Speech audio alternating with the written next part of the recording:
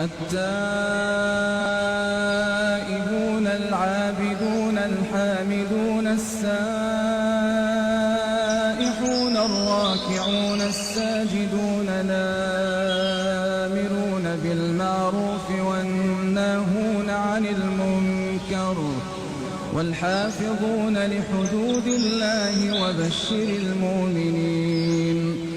ما كان للنبي والذين آمنوا أن يستغفروا للمشركين